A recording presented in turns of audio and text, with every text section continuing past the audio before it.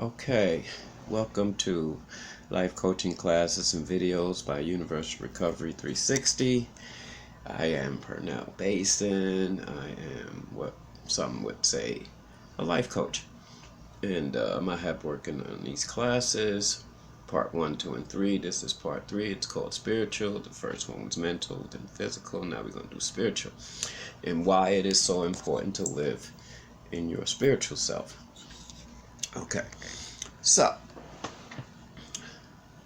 here's how spiritual works, right?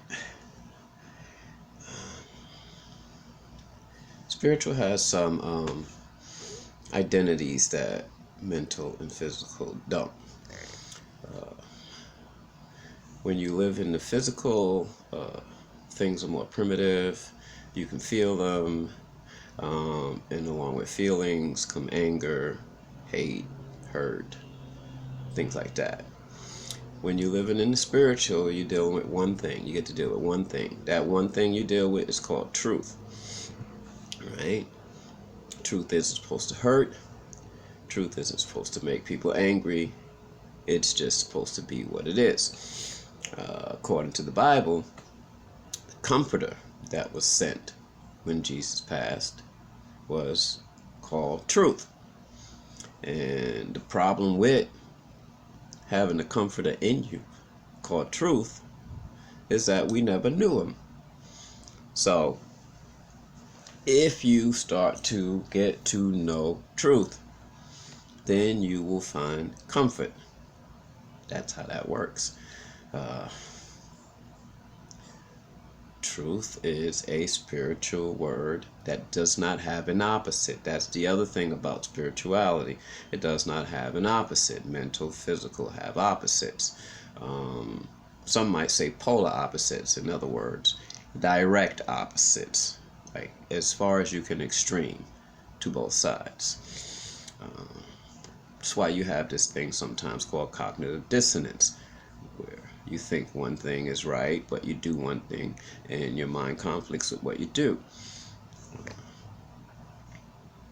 Which is also why, how can I say this? People love and hate all at the same time, because you can't have one without the other. That's how mental and physical work. So you can't have one without the other. And it has nothing to do with the fact that one's coming from here and one's coming from here, because the reality is this and this work together. Right? The problem is we don't utilize them together. Right? And some might say that the purpose of drugs is to separate this from this. That's why either you get a high, this, right, or a low, this.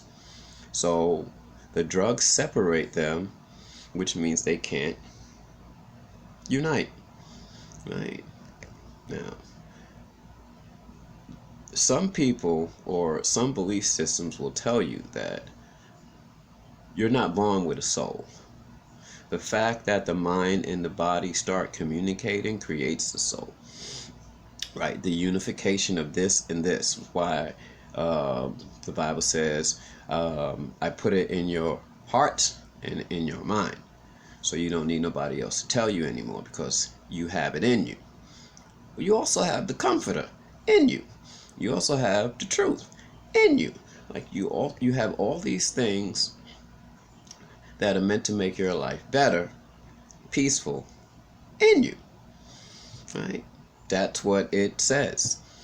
Right? But people don't live by what it says.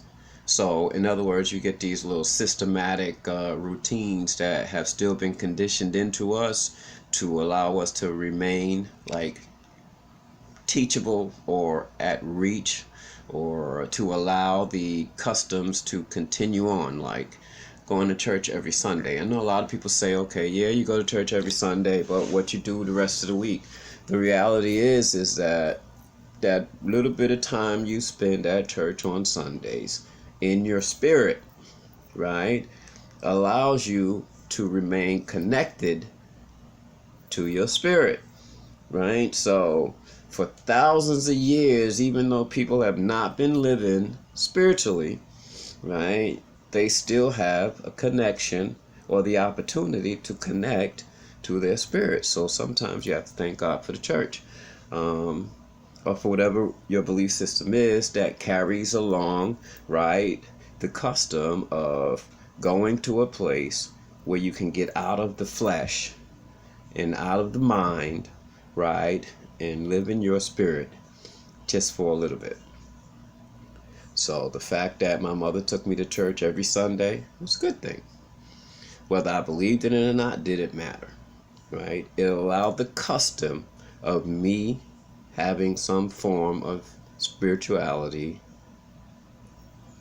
often enough for it to remain, right? And that's what things like that are about. You'll notice a lot of little customs like that that allow people to not forget. So, the difference between spirituality and the flesh. Okay, spirit is willing, flesh is weak, right? The spirit is willing, the flesh is weak. Okay, so they even tell you, right? Tithe, right? Make it the first thing you do when you get your money. Not the middle thing, not the third thing, not the fourth thing, but the first thing you do, right? Just like it says, put God first, right? And everything else will fall into place. So when you're dealing with spirituality, you want to put it first, right? But people don't put their spirituality first, right? So you could be putting love first, right? When a person comes to you and they have a problem, you put your love first, not that your time, not that you're busy, that you got other things going on. You put your love first. And when you tell them maybe you don't have time or that you're busy, you'll say it with love, right? That's how spirituality works. You put it first,